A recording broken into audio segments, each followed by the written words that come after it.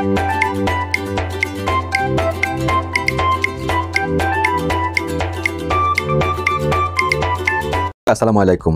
খোশ আমদেদ মাহে রমজান। মাহে রমজানের অগ্রিম শুভেচ্ছা।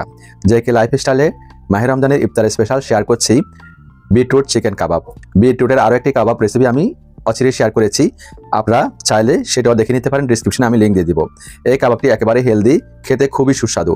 অবশ্যই বাসায় ট্রাই করবেন, ট্রাই করে কমেন্টস করে জানাবেন কেমন হয়েছে। হেলদি উপায়ে আমি কিভাবে তৈরি করছি রেসিপিটি স্কিপ না করে কন্টিনিউ করুন। তৈরি করছি বিটরুট চিকেন কাবাব। প্রিয় দর্শক, বিটরুট চিকেন কাবাব তৈরি করার জন্য আমাদের বিটরুট লাগবে। এখানে আমি 250 গ্রাম বিটরুট নিয়েছি, দুটি বিটরুট নিয়েছি, দুটার ওজনই 250 গ্রাম। তো আমি বিটরুটগুলোকে প্রথমে দুই পাশ থেকে কেটে নিব। কেটে নিয়ে বিটরুটের যে স্কিনটা আছে, স্কিনটাকে একটি পিলারের সাহায্যে ছাড়িয়ে নিব। বিটরুট খেলে কিন্তু যাদের হিমোগ্লোবিন কম, হিমোগ্লোবিন পূরণ হবে, রক্তশূন্যতা পূরণ হবে। আর যারা লাইফস্টাইল করছি তাদের জন্য এটা খুবই হেলদি একটি খাবার। এই বিটরুট দিয়ে আপনারা জুস তৈরি করে খেতে পারেন, বিট কাবাব তৈরি করে খেতে পারেন। দুটি রেসিপি আমার চ্যানেলে দেওয়া আছে, ডিসক্রিপশনে আমি লিঙ্ক দিয়ে দিব, চাইলে আপনারা দেখে নিতে পারেন। এছাড়াও বিটরুট দিয়ে আপনারা সালাদ তৈরি করেও খেতে পারেন। সব কিছু রেসিপি আমার চ্যানেলে দেওয়া আছে, ডিসক্রিপশনে আমি লিঙ্ক দিয়ে দিব, চাইলে আপনারা দেখে নিতে পারেন। তো প্রিয় দর্শক, কথা বলতে বলতে আমি কিন্তু একটি বিটরুটের স্কিনটা ছাড়িয়ে নিয়েছি, ঠিক এভাবে অপর বিটরুটেরও স্কিনটা আমি ছাড়িয়ে নিব। দুটি বিটরুটের স্কিন আমি ছাড়িয়ে নিয়েছি। এখন আমি বিটরুটগুলোকে গ্রেট করে নিব।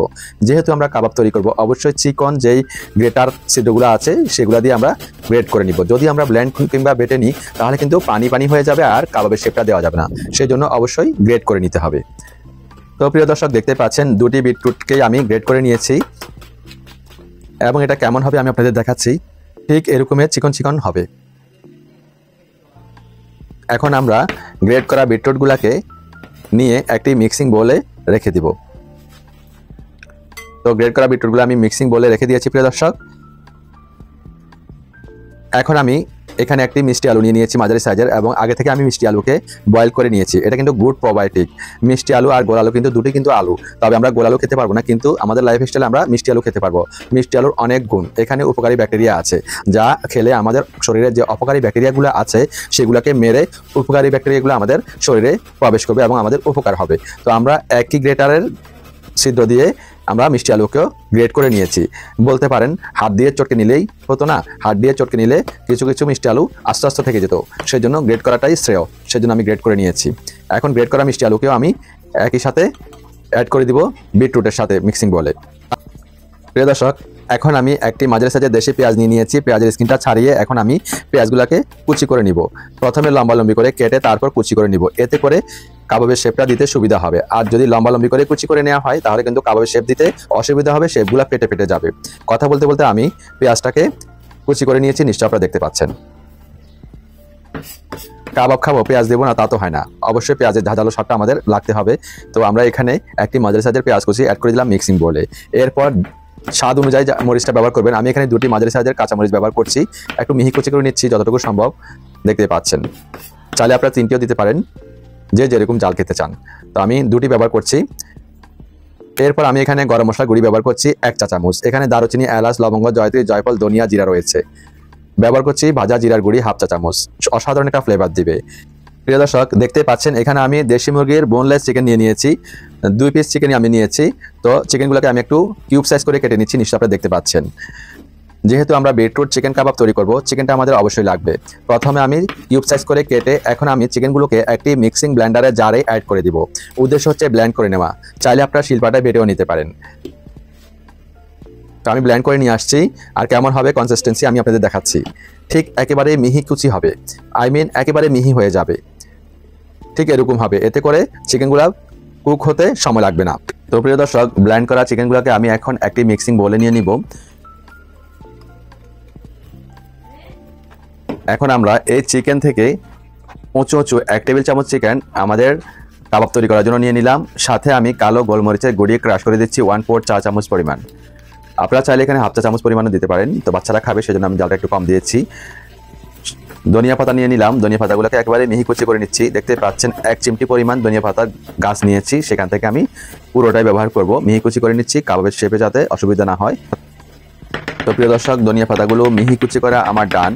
এখন আমরা ধনিয়া পাতাগুলোকে উঠিয়ে নিব। উঠিয়ে নিয়ে আমরা যেই মিক্সিং বলে বিটরুট, চিকেন এবং অন্যান্য মশলা দিয়েছি সেখানে অ্যাড করে দিব। অসাধারণ একটি গ্রান আসবে।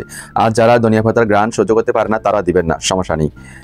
হিমালয়ান পিঙ্ক সল্ট দিয়ে দিচ্ছি 1/4 চা চামচ পরিমাণ। হাতের সাহায্যে খুব ভালো করে আমরা মেখে নিব, মিশিয়ে নিব সমস্ত উপকরণ একসাথে। এটা একটু সময় নিয়ে করতে হবে আর আলতো হাতে আস্তে আস্তে চেপে চেপে মেশাতে হবে।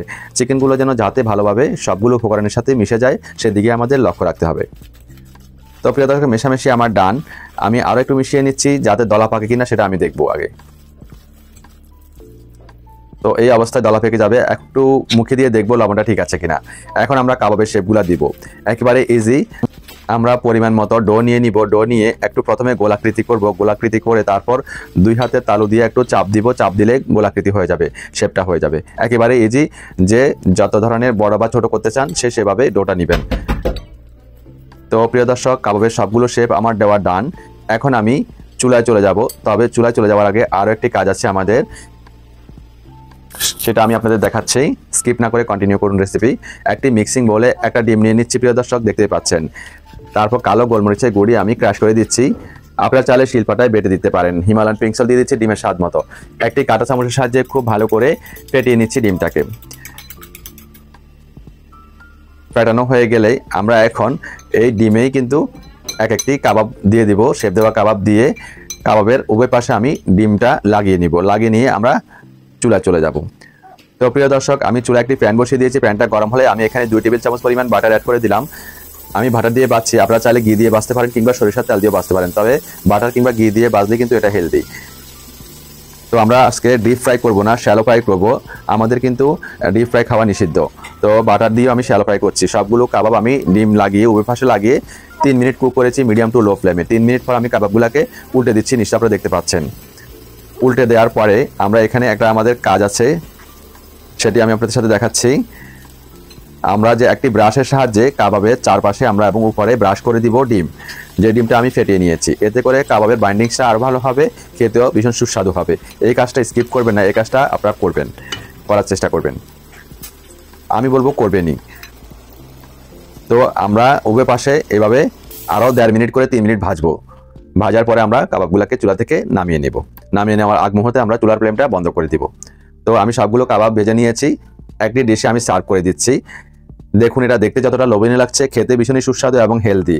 তো আমি আজকে কাবাবটি খাবো শসা দিয়ে। প্রথমে তার আগে আমি আপনাদের দেখাচ্ছি এটা কতটা পারফেক্ট হয়েছে। দেখতে পাচ্ছেন 2 পাশে কি সুন্দরভাবে বাইন্ডিংস হয়ে গিয়েছে। এবং একটু চিড়ে দেখাচ্ছি চিকেনগুলো যে পারফেক্টভাবে কুক হয়ে গিয়েছে সেটা আমি আপনাদের দেখাচ্ছি, দেখুন। আর বিটরুটের জন্য একটু লাল প্রকৃতি হয়ে গিয়েছে চিকেনটা, নিশ্চয়ই আপনারা দেখে বুঝতে পারছেন চিকেনটাও ভালোভাবে কুক হয়ে গিয়েছে। তো আমি এখন খেয়ে নিব শসা দিয়ে। আর খেতে খেতে আপনাদের কাছ থেকে বিদায়ও নিব। বিদায় নিতে একটি মেসেজ দিব, স্বাস্থ্যকর খাবার খান, নিরাপদ জীবন গড়ুন। Healthy food save life. তো প্রিয় বন্ধুরা, আজ এখানে বিদায় নিচ্ছি। আল্লাহ হাফেজ।